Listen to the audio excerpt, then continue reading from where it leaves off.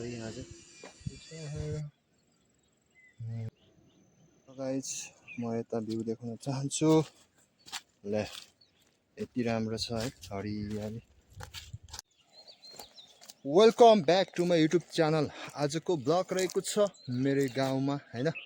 म चाहिँ कहाँ जाँदैछु भन्दा म चाहिँ बारबिसे जाँदैछु। अनि मास्तिर चाहिँ बाँदरहरू छ हैन, बाँदरहरू छ हैन। यो मास्तिर देख्न सक्नुहुन्छ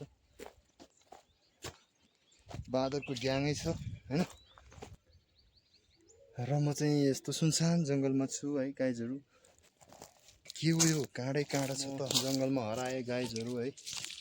म जङ्गलमा हराएँ गाइज। अहिले चाहिँ हामी मतलब म अलि तल आइपुगिसकेको छौँ, बाटोमा छु।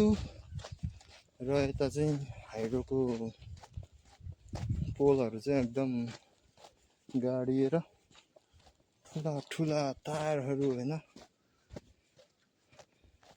तानेर जङ्गल चाहिँ अलिकति फडानी गरेर हैन अलिकति विकासै गरिएको छ। पाखा पोखेरा हैन हुँदै म चाहिँ जाँदैछु।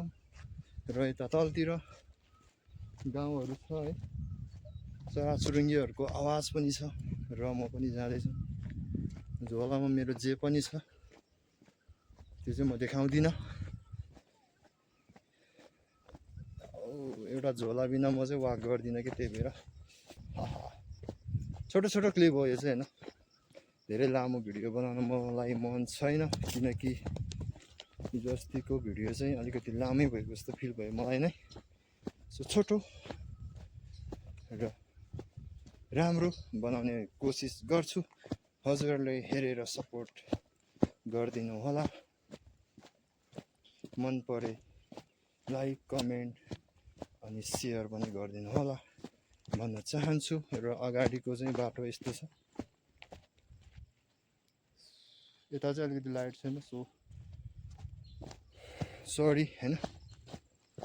यो मेरो गल्ती होइन, यो प्राकृतिकको गल्ती हो। यो चाहिँ नेचुरल गल्ती भएको कारणले चाहिँ मलाई चाहिँ केही नभनिदिनु होला। सो लक्की च्याम गाइजहरू होइन। पाखा भए पनि फुलहरू फुलिरहेको छ पाखातिर। र यो बाटो पनि छिटै बन्दैछ। अब यो बाटो चाहिँ पिच हुनेवालामा छ। योभन्दा 2 वर्ष अघि चाहिँ यहाँ ग्राभेल गरेर यतिकै छोडिएको थियो होइन। को कटिङ कस्तो छ त गाइजहरू, त कर्णालीतिरको कटिङ जस्तै छ। यहाँतिर चाहिँ भिरहरू होइन, पाखाहरू धेरै छ। सो होइन,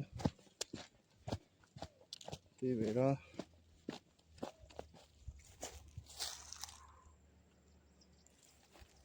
ब्याकग्राउन्ड हेर्नुहोस्। र यता तलतिर पनि हेर्नुहोस् होइन।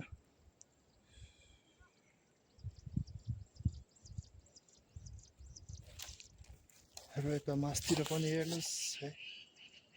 मैले देखाउन सक्ने जति देखाउन कोसिस गरिरहेको छु हैन। त्यही हो।